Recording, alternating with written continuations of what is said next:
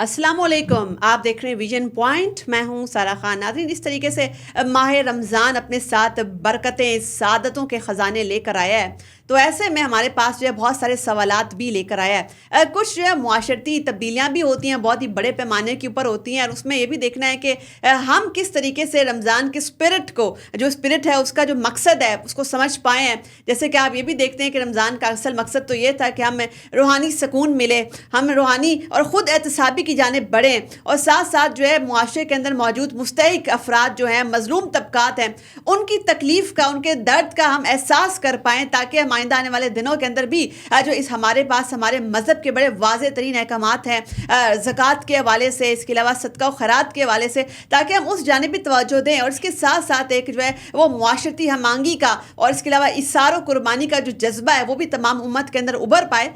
मगर इसके साथ साथ आप ये भी देखते हैं कि कुछ जो है कमर्शियल एक्टिविटीज़ जो है वो भी अपने जोबन पर पहुंच जाती हैं, और फिर आप देखते हैं कि अजीज़ व अकारिब के लिए बड़े बड़े ग्रैंड अफ्तार डिनर्स भी होते हैं, तो हमारी ज़्यादा तवज्जो जो है उस जानिब चली जाती है, बजाय इसके कि हम जो है वो रमज़ान की ट्रू स्पिरिट को पहचानें और उसको देखें।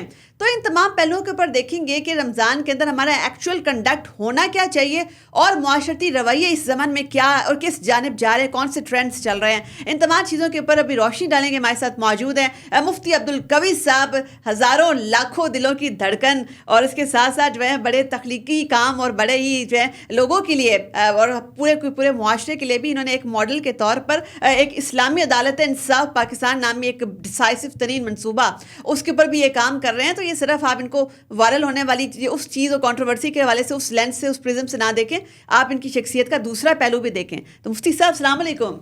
वालेकुम अस्सलाम, क्या हाल है मेरी बेटी? ठीक बिल्कुल है, ठीक ठाक अल्हम्दुलिल्लाह। आपकी शख्सियत के दूसरे पहलू जो है वो भी हमने लोगों के सामने लाने हैं ना, तो मुफ्ती अब्दुल कवी साहब का दूसरा नहीं, मुफ्ती साहब के बहुत पहलू हैं, बहुत सारे पहलू, हम हर पहलू को निकालेंगे हम आपसे बात करके। जी। मुफ्ती साहब, ये रमज़ान में रोज़े तो फ़र्ज़ हैं, इबादत है, ये पकोड़े समोसे और कचूरियाँ ये किसने फ़र्ज़ की थी?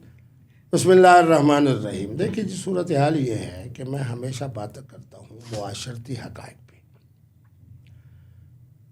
आपने 11 महीने एक रूटीन बनाई अपने खाने और पीने की,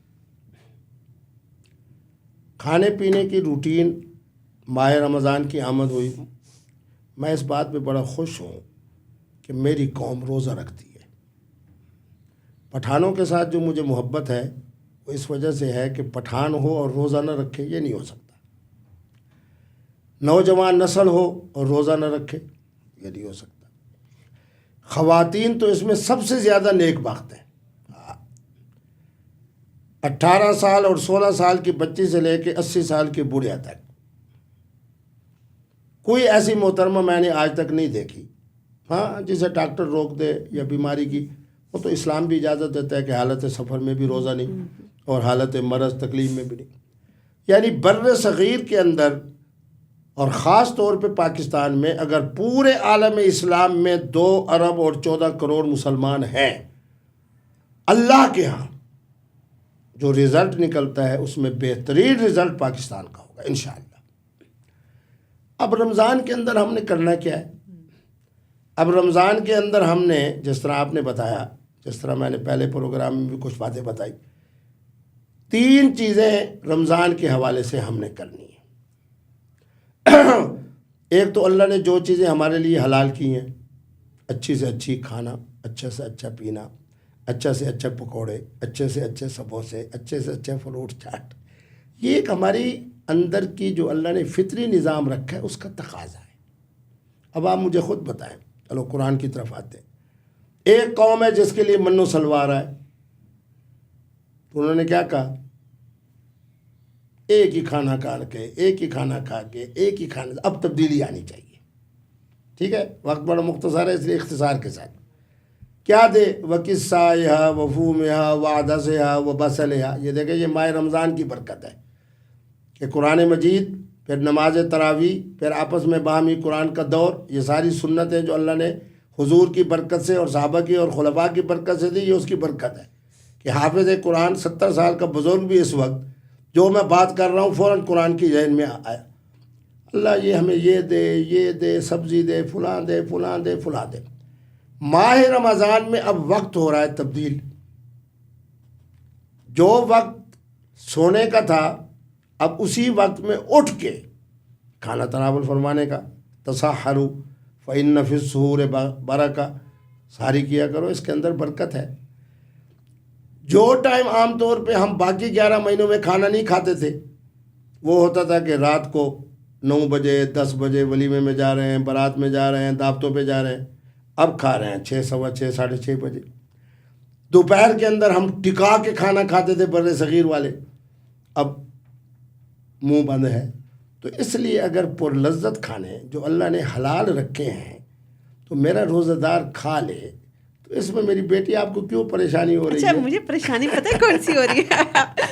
پریشانی مجھے یہاں پر یہ ہو رہی ہے کہ ہم لوگ رمضان کے اندر جو ہے وہ بسیار خوری اس کا نیکسٹ لیول تک پہنچ جاتے ہیں، اور اس کے بعد ہم لوگ اس قابل بھی نہیں رہتے کہ رمضان کے حوالے سے ہماری باڈی چست نہیں نہ رہتی، توانا نہیں رہتی، ساتھ میں ہم آئلی فوڈ سارا کا سارا لے رہے ہوتے ہیں۔ ہمارے یہاں ایسا ٹرینڈ بن گیا، ایسی روایت بن گئی ہے کہ ہم بازاری مسالے دار کھانوں کے اوپر اتنا ریلائی کر رہے ہوتے ہیں، اور جب اس کی ہم اوور ڈوز لے لیتے ہیں ہماری باڈی جو ہے چست توانا نہیں رہتی، ایون ہمارا مائنڈ کام نہیں کر رہا ہوتا، تو ہم لوگ جو ہے وہ نہ تو عبادتیں کر رہے ہوتے ہیں، ہم صرف سونے کے اوپر اور کھانے کے اوپر فوکس کر رہے ہوتے ہیں۔ تو is it Ramzan all about this? میں چونکہ پہلے بھی کہہ چکا ہوں کہ میں ہمیشہ حقیقت کی بات کرتا ہوں۔ چلو، جو ہمارے ماہرین طب ہیں، چاہے اس کے اندر جناب ڈاکٹرز ہوں، ہومیوپیتھک ڈاکٹرز ہوں، ہم ان سے پوچھ لیتے ہیں کہ پچھلے 20 سالوں کے اندر زیادہ کھانے کی وجہ سے لوگ رمضان میں مرے ہیں یا باقی 11 مہینوں میں مرے ہیں؟ اچھا، ایک بات دوسری جس طرح آپ نے اشارہ کیا نا، وہ یہ ہے کہ ہمیں ماہ رمضان میں 3 کام کرنے ہیں۔ یہ مفتی عبدالقوی کی خوبی ہے کہ ہر چیز کو میں 1 2 3 4 باتیں کہہ کے سمجھنے کے لیے اس کو ذرا مختصر کر دیتا ہوں، لوگوں کے لیے آسانی پیدا ہوتی ہے۔ شہر رمضان الذی انزل فیہ القرآن، سورۃ بقرہ قرآن شریف کا 2 پارہ، کہ رمضان کا مہینہ ہو اور اس کے ساتھ قرآن کے ساتھ جوڑ اللہ نے اس طرح پیدا کر دیا ہے کہ میرے نبی رحمت کی خدمت میں جناب جبرائیل آتے تھے۔ یہ میرے نبی رحمت کی سنت ہے، اور جبرائیل کی ایک صحابہ نہیں، کئی 70 71 صحابہ ہیں جن کی یہ حدیث مبارک میں نے کتب حدیث میں لکھی۔ پہلے دن سے آتے تھے آخری دن تک، نماز عصر کے بعد آتے تھے۔ صحابہ کہتے ہیں کہ ہم نے دیکھتے تھے کہ پتہ نہیں یہ کون سی شخصیت ہے جو ہمارے مکے میں تو نہیں ہے، مدینے میں تو نہیں ہے۔ قرآن مجید کی تلاوت حضور کرتے، جبرائیل سنتا اور صحابہ سنتے، پھر جبرائیل تلاوت کرتے، حضور بھی سنتے، صحابہ بھی سنتے۔ اس کو ہمارے ہاں کہتے ہیں دور۔ دوسری سنت اللہ رب العالمین نے، میں بڑا بہترین ایک جملہ کہہ رہا ہوں، مجھ سے لوگ پوچھتے ہیں کہ جی آپ نماز تراویح کیوں پڑھتے ہیں؟ میں نے کہا اس لیے پڑھتا ہوں کہ میرے داد سیدنا علی پاک کی سنت ہے۔ یہ میں بڑی اونچی بات کر گیا ہوں، کیونکہ آپ کا یہ چینل جو ہے یہ امت کو جوڑنے کے لیے ہے۔ بالکل۔ سیدنا علی پاک کے زمانے کے اندر 5 مرتبہ ماہ رمضان آیا، آپ کوفہ میں ہیں، امیر المومنین ہیں، خلیفۃ المسلمین ہیں، 4000 صحابہ آپ کی مسجد میں حاضری دیتے تھے، چونکہ اس وقت مرکز کوفہ تھا۔ 11,000 کے قریب تابعین ہیں جنہوں نے سیدنا علی کے چہرہ انور کی زیارت کی۔ طالب علمانہ بات کر رہا ہوں، جوڑنے والی۔ 5 مرتبہ ماہ رمضان آیا، ہر رمضان میں الحمد سے لے کے والناس تک میرے علی نے، میرے دادے نے 20 رکعت نماز تراویح کے اندر قرآن امت کو سنایا۔ 4000 صحابہ کو بھی سنایا، 11,000 تابعین کو بھی سنایا، اپنے بیٹے امام حسن پاک کو بھی سنایا، اپنے بیٹے حسین پاک کو بھی سنایا۔ پھر سیدنا امام حسن پاک، ان کی بھی یہی سنت رہی ہر زمانے میں۔ بہرحال معنی یہ ہے کہ پہلے نمبر پہ ہم نے کام کرنا ہے قرآن مجید کی کثرت سے تلاوت۔ دوسرا، جو عبادات میرے نبی رحمت نے عطا فرمائے ماہ رمضان کی مناسبت سے، کہ من صام رمضان، رمضان کے دن میں روزہ رکھنا ہے، من قام رمضان، اور رمضان کے راتوں کو کھڑے ہو کے۔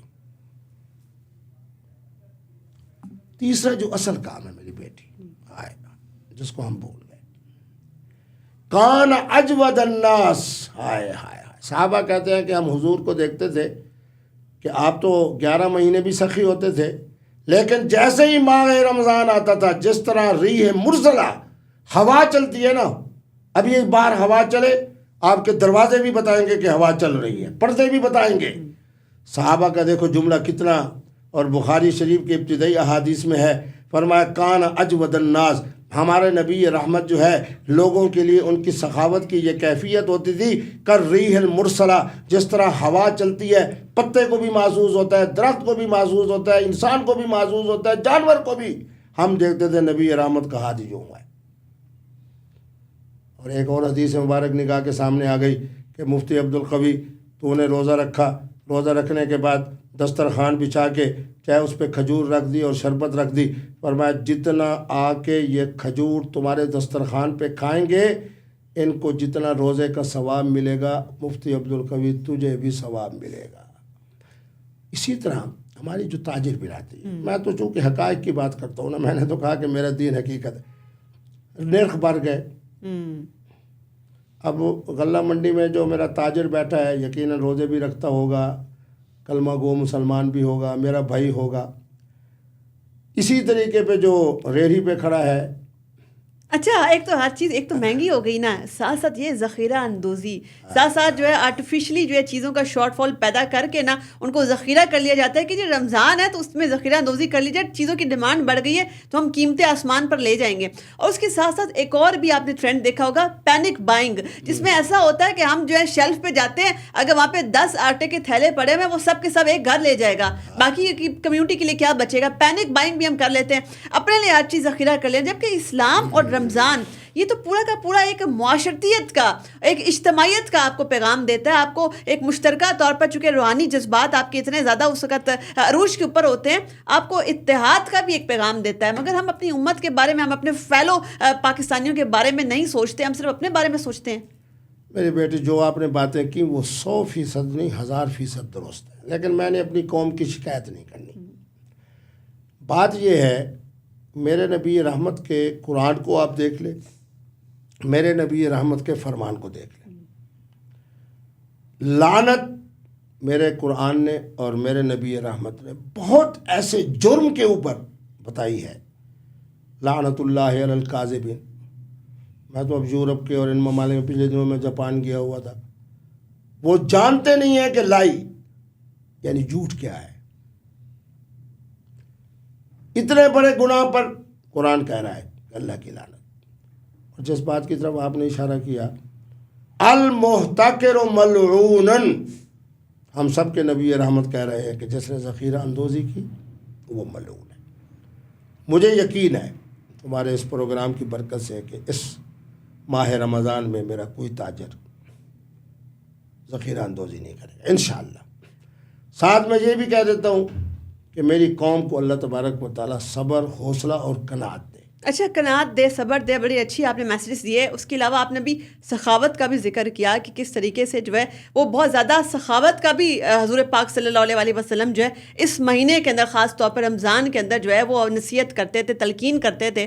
تو ابھی ہم نے یہ بھی دیکھا کہ دو کہ ہمیں بڑے بڑے دسترخوان بھی نظر آتے ہیں جس کے اوپر جو ہے مستحق افراد بیٹھے ہوئے ہوتے ہیں، اور ان کے بڑے بڑے اجتماعی دسترخوان رمضان کے مہینے، بڑی اچھی ہمیں سخاوت کا مظاہرہ نظر آتا ہے۔ مگر رمضان کی اس روحانی فضا کا فائدہ کچھ پیشہ ور گداوگر وہ بھی اٹھاتے ہیں۔ ایک منظم مافیا ایکٹیویٹ ہو جاتا ہے۔ یہ منظم مافیا جو ہے آپ کو سڑکوں کے اوپر، چوک چوراہوں کے اوپر کہیں بھی جو ہے سانس بھی نہیں لینے دے گا، یہ گھروں کی بیلیں بجائے گا، روزہ داروں کو تنگ کرے گا۔ یہ والا مافیا جو ہے اتنا آرگنائزڈ ہوگا، اتنا منظم ہوگا، ان کے کارندے آپ کو ہر جگہ مل جائیں گے، بلکہ جہاں پر شاید جنات و شیاطین نہیں پہنچ سکتے وہاں بھی یہ لوگ پہنچ جاتے ہیں۔ میری بیٹی بات یہ ہے، جب آپ گفتگو کرتی ہو نا، میں آپ کو اس لیے سلام پیش کرتا ہوں، جب میں نے آتے ہوئے آپ کی پیشانی دیکھی تو میں نے کہا تھا کہ میں یہ باتیں بتاؤں گا، اس کے اندر آپ کی یہ بات بھی ہے۔ ایک تو آپ جو بات کرتی ہو بڑے مثبت انداز میں، یہ آپ کے اندر اللہ نے صلاحیت رکھی۔ اردو ادب کے حوالے سے تمہارا ہر جملہ مجھے بڑا مزہ دیتا ہے کہ روانی کے ساتھ بھی بولتی ہو اور صحیح جملے بولتی ہو۔ تیسرا یہ ہے کہ تمہاری نگاہ ان تمام ہماری معاملات میں، خرابیاں میں نہیں کہتا ہوں، مثبت معاملات پر ہوتی ہے جو تم بتا رہی ہو۔ دیکھیں بات یہ ہے کہ میں صرف ایک جملہ کہتا ہوں، ہمارے بزرگ کہا کرتے تھے، خاص طور پہ اہل چشت اور اہل بہشت، وہ فرماتے تھے کہ جب آدمی مانگتا ہے نا اس وقت منہ انسان کا ٹیڑھا ہوتا ہے، اور فرمایا دوسرا، اللہ معاف فرمائے، جو نزع اور موت کا وقت ہوتا ہے۔ اب ان کی یہ تشبیہ دینا کہ ایک موت کے وقت، ایک مانگنے کے وقت، تو میرا خیال یہ ہے کہ گداگری یہ خود اتنا بڑا عذاب ہے کہ ان بیچاروں کے لیے اوپر ہم نے اب کیا گفتگو کرنی ہے. ہم ان کے لیے دعا تو کر سکتے ہیں کہ اے اللہ ہمارے ملک میں گداگری کا خاتمہ کر، اے اللہ ان گداگروں کو عقل عطا فرما، ان کو ہدایت عطا فرما. یہ مانگنا دے جا رہا ہے خدا اللہ تیرا بوٹا لائے گا، یہ موت کی طرح ذلت ہے. موت کی طرح آدمی جب جاتا ہے تو بے بسی کی کیفیت میں جاتا ہے. اس سے زیادہ ان بیچاروں کے لیے بے بسی کیا ہے کہ گاڑی ٹی ٹی ٹی ٹی اس کو شیشے کو. مفتی صاحب میں جب ان کو دیکھتا ہوں میں کہتا ہوں یار تمہارے ابھی تعلیم کا زمانہ ہے. تو مفتی عبدالقوی کہ آ جاؤ، میں دینی مدارس بورڈ کا چیئرمین ہوں، 3 ٹائم کھانا بھی ملے گا، کپڑا بھی ملے گا، صابن بھی ملے گا. یہ تمہارے پڑھنے کا زمانہ ہے یا مانگنے کا؟ لیکن وہی آپ کہہ رہی ہو کہ پیچھے ایک مافیا ہے جس نے ان خواتین کو بھی لگایا، بچوں کو بھی لگایا ہوا ہے، بچوں کو بھی کڈنیپڈ بچے. اور جو لوگ معذور نہیں ہوتے ان کو معذور جیسا انداز اختیار کر کے، اور کبھی کبھی پیدا کی جاتی ہیں وہ چیزیں ان کے اندر. تو بہرحال اس کے لیے ہم دعا کر سکتے ہیں کیونکہ یہ ذلت کا آخری یہ مقام ہے. تو ان کے لیے ہدایت کی دعائی کی جائے اور دعا کی جائے کہ اللہ انہیں عقل دے. مفتی صاحب ایک اسلامی معاشرے کا اس حوالے سے کنڈکٹ کیا ہونا چاہیے کہ ہم جو ایکچوئل میں مستحق افراد ہیں، جو کہ واقعی میں ہمارے صدقات و خیرات کے مستحق ہیں، ان کو ہم کیسے تلاش کریں؟ چونکہ ایک ایسا دور ہمارے سامنے جہاں پہ اتنے زیادہ منظم گروہ مافیاز ایکٹیویٹ ہوتے ہیں، ہم اپنے صدقہ و خیرات جو ہیں وہ ان کے حصے کا جو ہے یہاں پر دے دیتے ہیں. کیا میکنزم کیا ہونا چاہیے؟ میری بیٹی بات یہ ہے کہ میں نے پہلے بھی کہا تھا کہ میرا اسلام حقیقت کا دین ہے. کیا سیدنا فاروق اعظم کا زمانہ ہمارے سامنے نہیں کہ مسجد نبوی کے دروازے کے اوپر جناب خزانے پڑے ہیں، آپ اعلان فرما رہے ہیں کہ ہاں بھائی جو مستحق ہو وہ لے لے. وہ کہتے ہیں ہم مستحق نہیں، ہم مستحق نہیں، ہم مستحق نہیں. عثمان غنی کا زمانہ خلافت ہمارے سامنے نہیں. بات یہ ہے کہ اسلام ایک حقیقت کا دین ہے. خدا کی قسم آج میرے پاکستان کے رہنے والے 2-3 شعبے میں ان کا نام نہیں لیتا، وہ حضرات اگر ماہ رمضان میں اجود الناس نہ بنے، لوگوں کے لیے سخی نہ بنے، لوگوں کے لیے سخاوت نہ کریں، صرف اللہ رب العالمین نے ان کے لیے جو زکوٰۃ کی صورت میں اتنا آفاقی نظام دیا ہے، انما الصدقات للفقراء والمساکین.